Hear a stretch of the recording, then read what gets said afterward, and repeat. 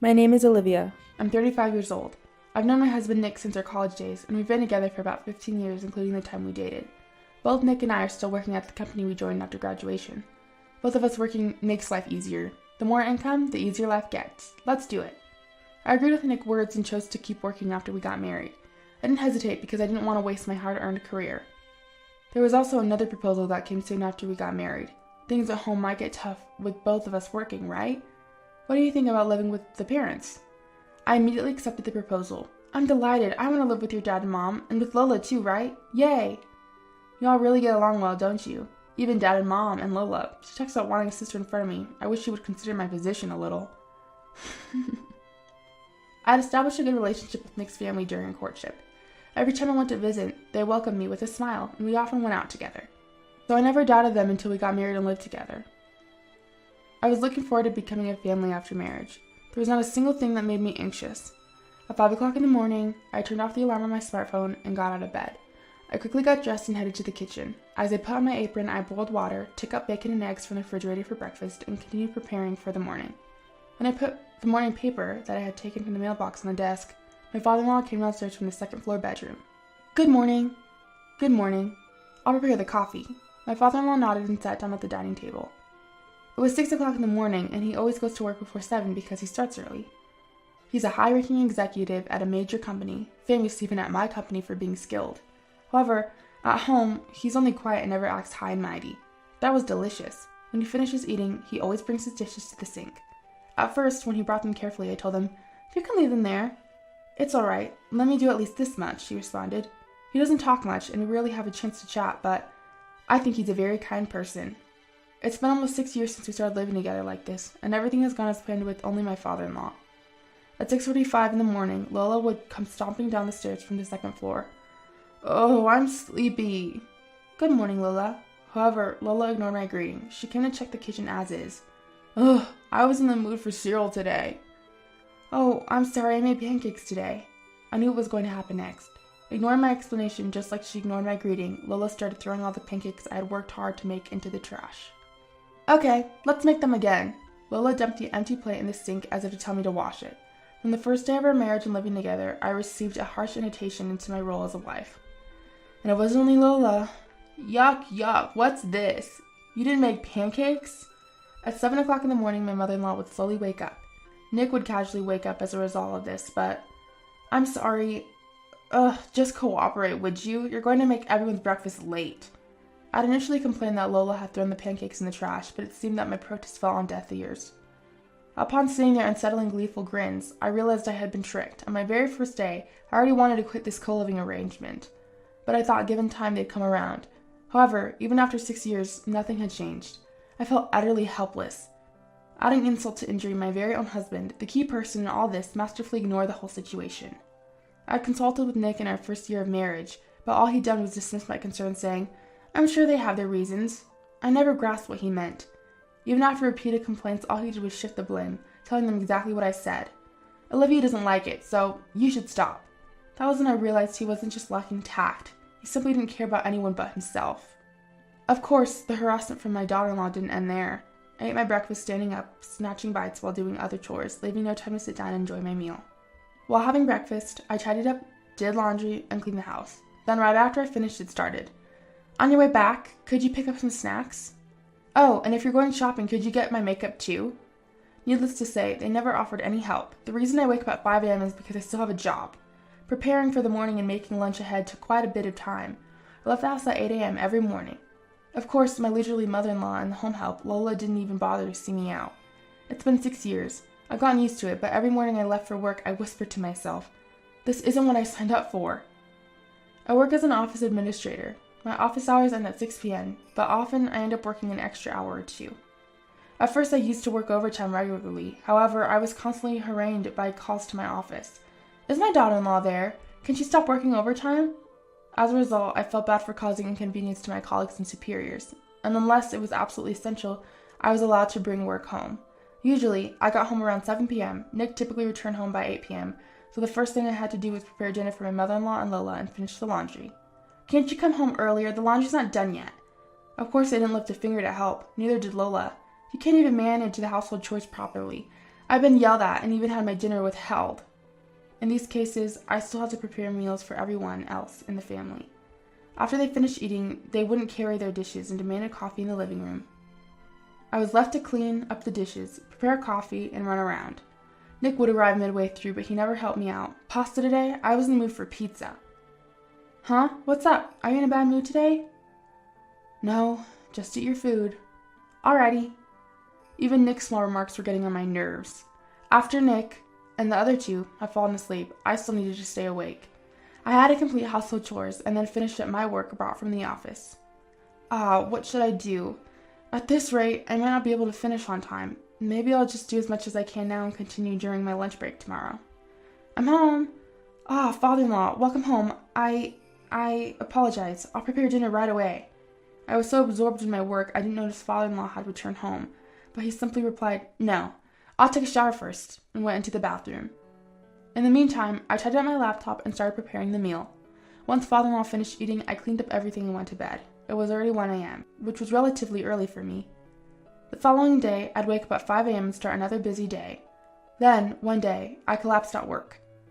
One morning, as I was walking around the office, I suddenly felt dizzy and fell. Thankfully, I didn't lose consciousness, and after resting in the break room, I felt a bit better.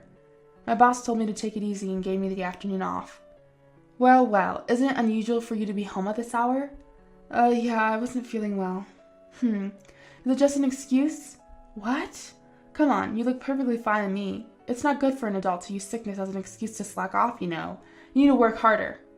I couldn't even muster the energy to be angry at their laughter and nonchalant attitude. I never had high expectations, but their insensitive words made me feel worse than angry. My body just instinctively rejected them, and I found it hard to breathe. So you can put more effort into dinner today, right? Of course, right. You've got time. We've been putting up with your quick and easy meals. You should treat us when you have the time. On that day, my husband, just like mother-in-law Lola, came home expecting a homemade meal because I had the afternoon off. He didn't think about why I got off early or showed any concerns.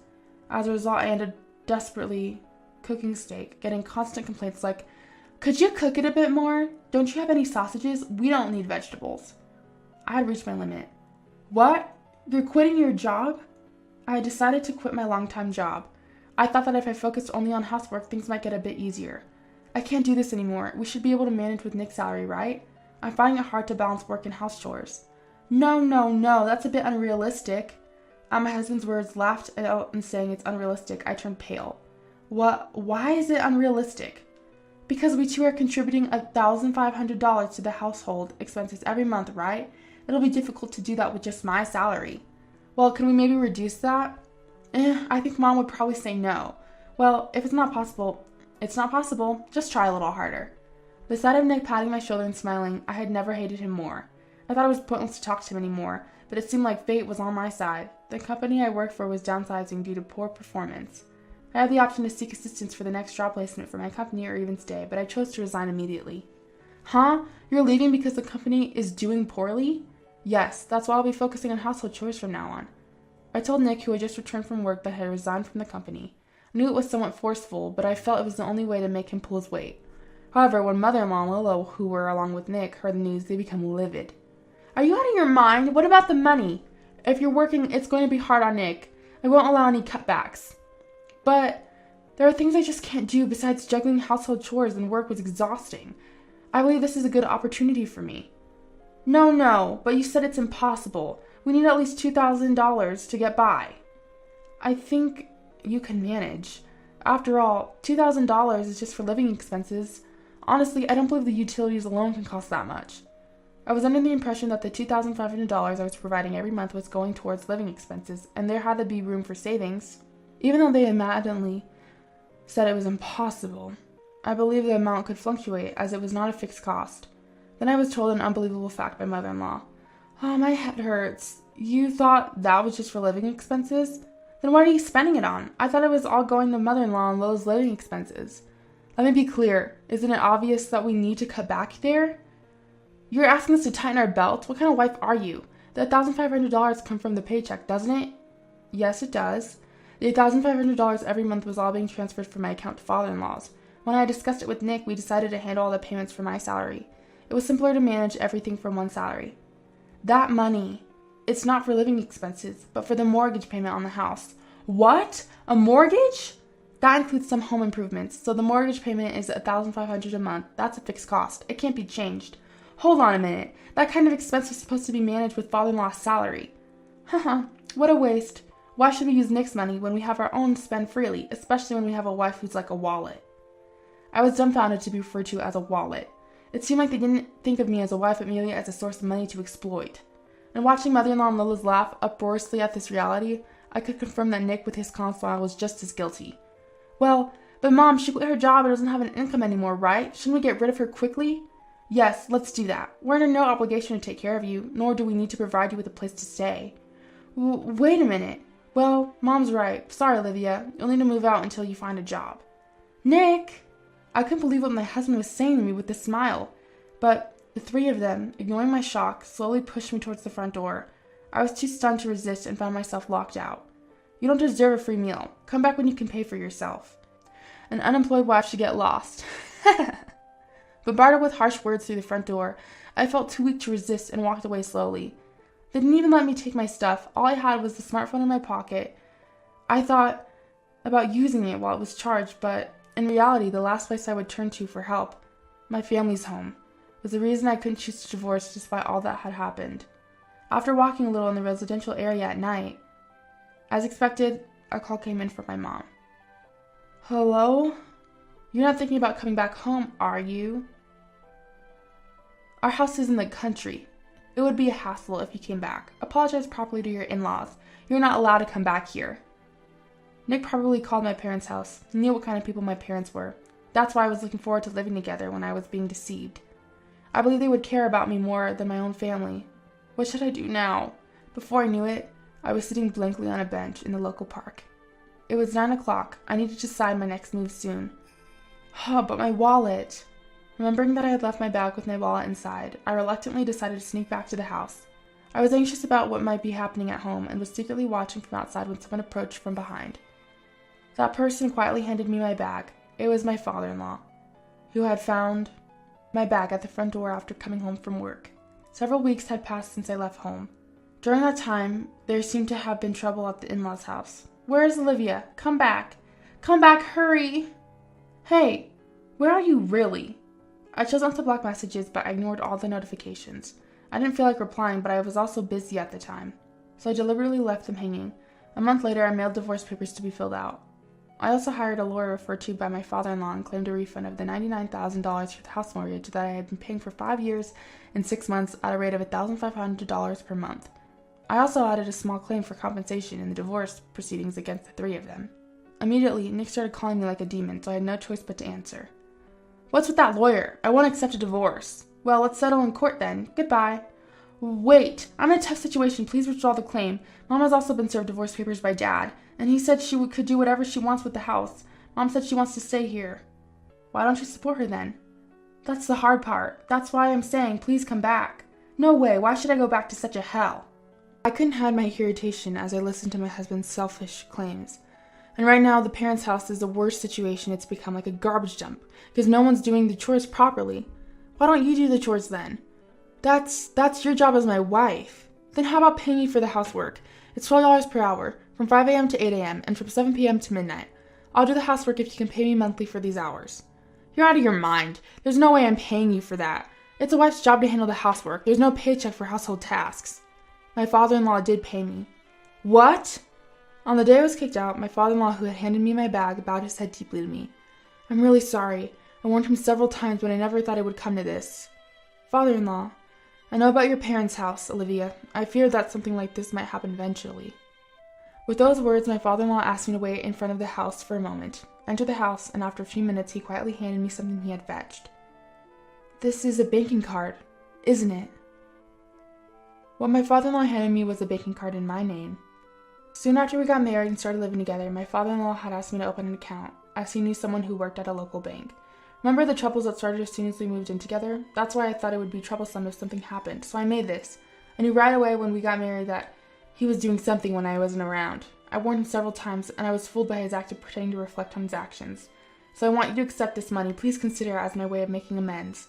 When I sneakily checked and there was about $200,000 in the account, I was shocked. I owe you nothing but gratitude, father-in-law.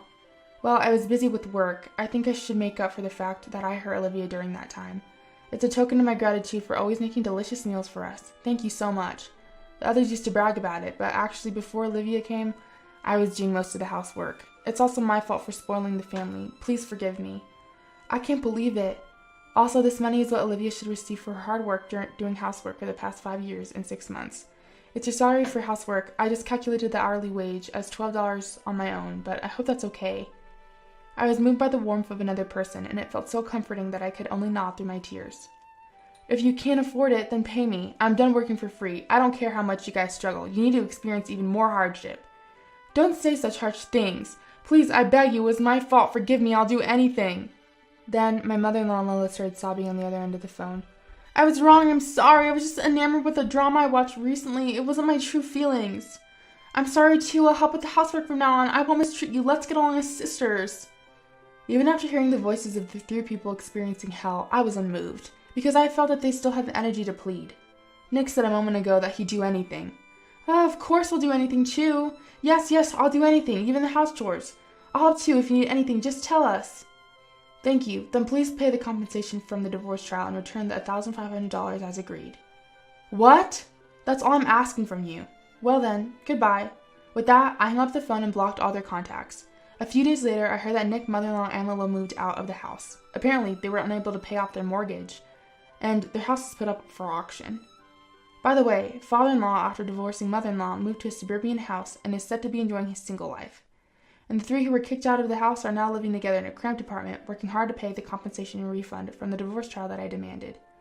They agreed to pay in installments, so while it will just be a monetary relationship from here on, I've told them I'll sue if they fall behind on payments. They're risking their lives. Nick hasn't let his company find out about the incident and hasn't quit yet, but after the divorce and looking disheveled, occasionally smelling like trash, his coworkers are starting to steer clear of him. The office atmosphere is the worst for him. And me, I'm currently working at the company where father-in-law is employed. Utilizing my skills from my previous job, I've been entrusted with the role of a manager in the general affairs and HR department.